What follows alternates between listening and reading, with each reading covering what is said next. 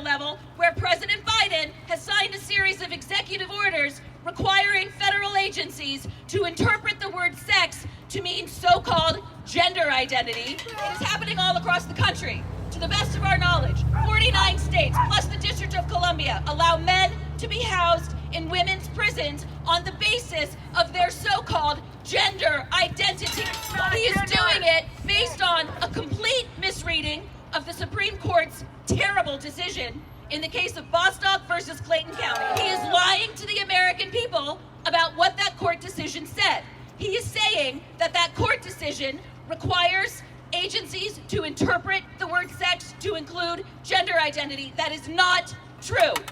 We are here to say no to men in women's prisons in Washington State, in California, across the United States, and federally. Women say no. No!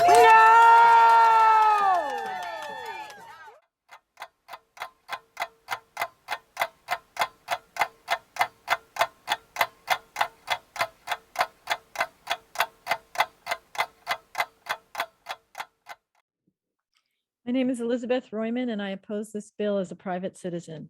Those who are speaking against it come from across the political spectrum. I myself am a politically moderate feminist. Contrary to what our opponents may say, we are not bigots who hate trans people. We simply demand to know how being imprisoned with males impacts the safety and dignity of incarcerated females in our state. We have the right to know this information. Democracy dies in darkness. Authoritarians suppress truth. Democrats should expose it. Gender activists do not want you or the public to know about the nature of individual attacks. They do not want you to know that soon after the transfer of males into WCCW began last year, at least 2 males committed sexual assaults against multiple female inmates, including a young mentally disabled woman who was attacked by a convicted child rapist. Now female inmates live in fear, threatened with solitary confinement if they speak out. Furthermore, being forced to share quarters with biological males violates the protected religious beliefs of both Muslim and Christian women. Please join me and other feminists in opposing this bill. Thank you. I'm Dr. Elizabeth Kreiselmeyer, congressional candidate for the U.S. House of Representatives in Washington, D.C. for Washington's 6th Congressional District, which includes North Pierce, Kitsap, Mason, Clallam, Jefferson, and Grays Harbor counties. I oppose SB 1956, which turns the sex and gender status of prison inmates into classified information unavailable to the public. This change violates the Federal Prison Rape Elimination Act of 2003, which upholds national standards for the detection, prevention, and punishment of prison rape. Given that our women's prison allegedly houses 8 men who identify as women, and some of these males have already been alleged to rape and even impregnate female inmates, this bill would clearly up the danger. To protect all incarcerated women, no biological males professing transgender should be housed there, and the biological sex of all inmates must be disclosed to ensure that only biological females be housed in the women's prison. Democrats and Republicans agree that to do otherwise is to assault women's rights. If you pass this bill, women will remember, and you should fear November because you'll find yourselves looking for new day jobs.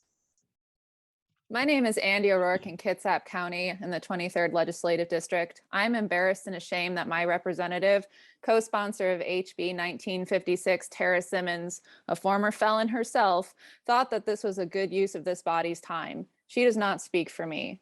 This bill is a craven and cynical attempt by Ms. Simmons and the Democratic leadership to circumvent federal law and safeguard the state of Washington and corrections from the legal and financial liability stemming from the adoption of so-called gender-affirming standards of care.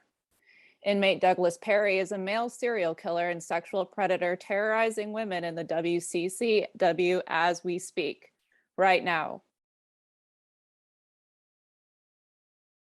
Women in Washington's prison system deserve safeguarding too. They need your help. I implore you to vote no on this bill. Be the grown-ups in the room. Open an investigation into the state's use of so-called gender-affirming standards of care when dealing with dangerous sexual predators in our prisons. Vote no on HB 1956. My name is Beth Duranciang, and I live in Seattle in the 46th district, and I'm opposed to HB 1956. HB 1956 hides which trans individuals are housed in women's prison, including sex offenders. I believe that women should have the right of consent, which includes the right to say no to having males expose their male genitalia or having males watch them disrobe. Women should not be locked into cells with males or forced to share showers with males. The fact that Washington State places males in women's prison is an assault on women's rights, and this bill only compounds that injustice. Any legislator who votes for this bill has no right to say that they support women's rights or women's consent, or to say that they oppose sexual assault, because they are enabling it on the most vulnerable. This bill and having males in the women's prison shreds any of those claims. To my knowledge, the majority Democrat Party has not objected to placing males in the women's prison in the legislature. Feminists and others have protested this misogynistic policy to no avail. Thank you. My name is Dawn Land, and I urge you to vote no on House Bill 1956. According to the ACLU, over 60% of incarcerated females in federal and state prisons have been victims of sexual abuse, and 79% of incarcerated females have experienced physical abuse.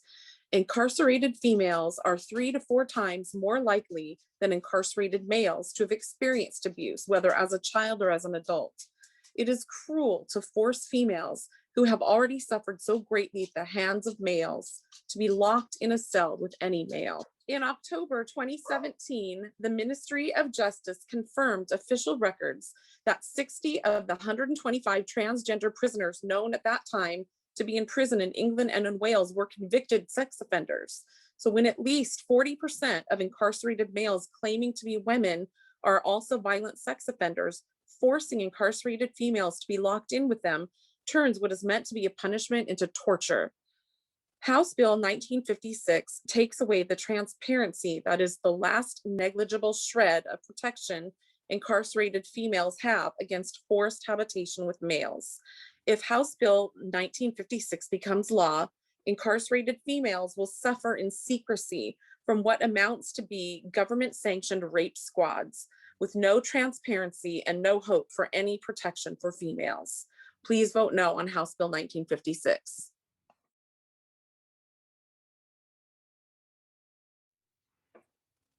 My name is Carol Dancero, and I live in Seattle, Washington. As a person on the left side of the political spectrum and a staunch defender of civil rights, I urge rejection of ESHB 1956. Please note that there are huge numbers of people on the left who are appalled by gender identity ideology. We oppose it because it is regressive, sexist, homophobic, and destructive of civil rights. It is also fueling one of the most horrific medical scandals of all time, lifelong medicalization of our nation's most vulnerable children. Bill 1956 is not about defending trans rights. It is about destroying women's rights. It is about allowing men to flout sex-based protections women won through centuries of struggle. It gives trans-identifying men exemptions from laws that apply to everyone else. This bill is about treating women's rights as something that can be cavalierly tossed aside. It is about treating incarcerated women with utter disdain.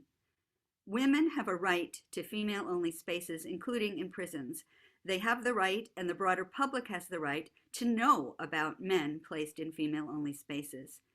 It is appalling that any self-proclaimed progressive legislator would consider supporting 1956, a bill that throws women under the bus and impairs one of the basic pillars of democracy, our state's freedom of information law. But these men are really women, some say. Let's look at that. Gender ideologues propose that definitions for keywords like woman, man, male, and female should be revamped. Now, instead of sex being determined by objective biological fact, they declare it has nothing to do with physiology or material reality. Instead, a person is whatever sex they claim to be. A woman is a person who identifies as a woman.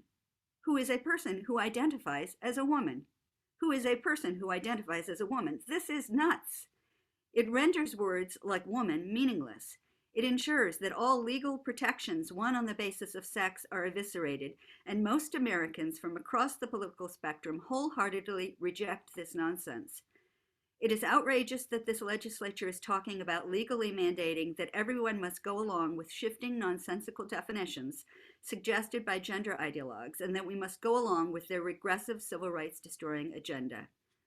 I must ask each legislator here, and especially those who fancy themselves progressive and on the right side of history, are you seriously saying that it makes sense to force everyone to agree with gender ideology's irrational definitions for woman and man?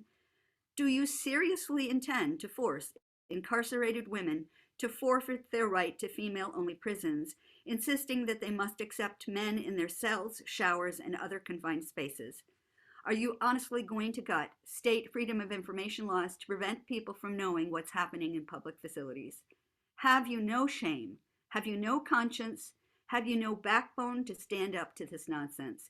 Have you no awareness of the implosion of the left, of which you are a part if you support bills like this? By design, gender ideology has advanced largely under the radar, but with each passing day, its true nature is becoming apparent to more and more people. They see men stealing women's sports trophies and records, filling women-only positions, streaming into women-only spaces. They see children cheered on as they undergo irreversible surgical and chemical alteration of their bodies, and they are shocked. The backlash within the left against all who promote this destructive ideology is coming, and it will be massive. Stand for civil rights, stand for women, stand for freedom of information, and oppose ESHB 1956.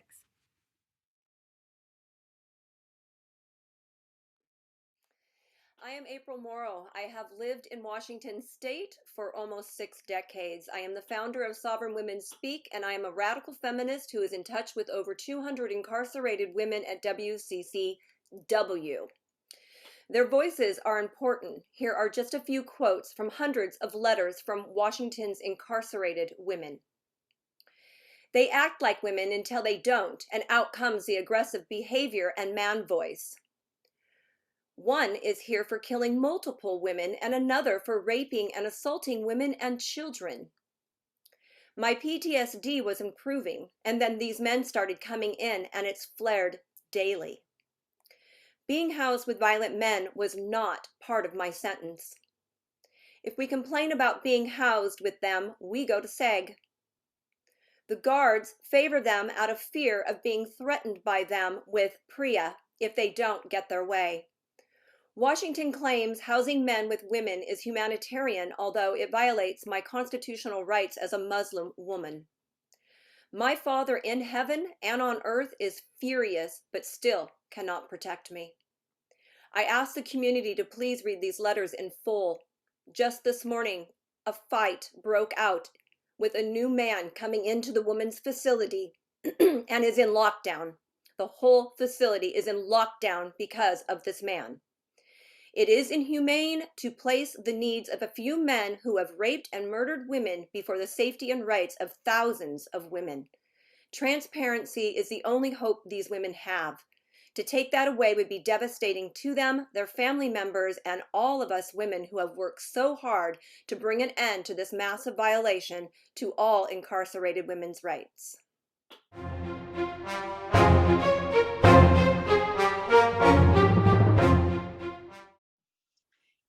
Chair Hunt and members of the committee, my name is Elizabeth Hummel.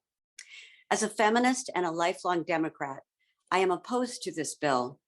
I worked for 12 years for the legislature, part of that time as an EA for the Senate Democratic leader. I am also a singer-songwriter and often write songs to right wrongs. Recently, I saw a video about a Black woman named Tamikia, who is incarcerated in California. Her story moved me and turned to a song. The links are in the written testimony. Like most women in prison, Tamikia was a victim of domestic violence. Because of a new law, Tamikia and other women in California are now forced to share cells with abusive and biologically male inmates, most of whom still have fully intact genitals. This is terrifying and cruel. And it is happening here in Washington state as well. Women in Purdy are crying out for help. We must listen. We must be able to access data such as how many biological males are housed in the women's prisons. This bill was specifically designed to hide this information. Thank you for this opportunity to testify. Please vote no. Thank you.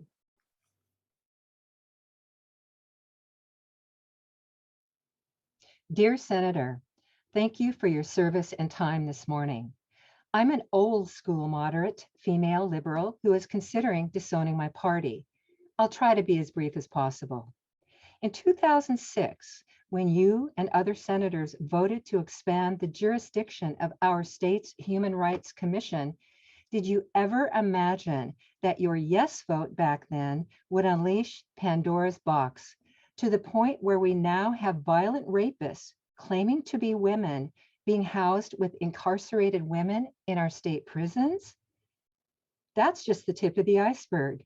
Many of my friends have been tracking this, and we're aware of our state's complicity in the medical harms being inflicted upon Washingtonians through what is known as gender-affirming care, like children being allowed to go under the knife. Another example is forcing isolated women in our correctional facilities to be housed with men claiming to be women. Every single voting adult I know is asking the same question: where did our party of science go? There's been zero transparency from Ms. Cody about any of this on the Healthcare Committee in her newsletters to her constituents. You should know that the tide of public opinion has surged against barbaric public policy that mutilates kids for profit and takes away the civil rights of an entire class of people properly called the female sex by replacing the word sex with gender identity, so-called, in law and language. I highly recommend the 128-page book called The Abolition of Sex, which was sent to every member of Congress in December of 2021. Senator Tom Cotton has now dropped a bill to remove men from women's prisons. Sir, once again, women are being made to be put on the defensive, this time in defining what a, quote, real woman is. It's absurd and irrational. Everyone has a belly button. Olympia seems really out of touch with what's happening on the ground, which is a powder keg waiting to explode. And it already has on social media, where vicious attacks, replete with rape and death threats and nooses, are launched against liberal and conservative women alike, who are just sick and tired of having our female identities usurped, being defined in subjective terms, and simply don't want men in our spaces. Is that such a big ask? This may be one of the most important votes you ever weigh in on, because the premise of House Bill 1956 attacks the scientific and spiritual root of life itself, that only the female of the species menstruates, gives birth, lactates, and experiences menopause. Only the female sex experiences the thoughts and feelings specifically associated with those biological processes. There is an inherent contradiction in Biology 101 being suppressed, denied, and overshadowed by the push for diversity, equity, and inclusion. But here, inclusion really means exclusion, and at the expense of an entire class of people. Not really fair, is it? It seems that a simple solution would be to build trans-identifying male inmates a separate facility. I fully and unconditionally support the testimony of several women who spoke at the hearing today, describing the sexism, misogyny, and homophobia inherent in transgender ideology that our Democratic leadership is currently promoting through non-transparent channels. It makes me sad to have lost faith in the party that used to inspire my ideals. Since our elected officials aren't doing the job, I'm choosing to stand with women, protecting women and children. What about you? Senator, Please do the right thing and vote no on House Bill 1956 in order to help restore safety, sanity, and order to our state. You and the other senators on this committee have an opportunity here to do a necessary course correction. I urge you all to vote as a unified front against the inhumane House Bill 1956 that guts the ability to make Freedom of Information Act requests about the male inmates who are currently being housed with female inmates. Please vote honorably with your conscience and not along party lines. Please restore faith in our leadership. Set an example. What is happening is not acceptable. Thank you again for your time. It is unacceptable to ever house a single man in any women's facility, especially a man who has been convicted of raping a 12-year-old girl.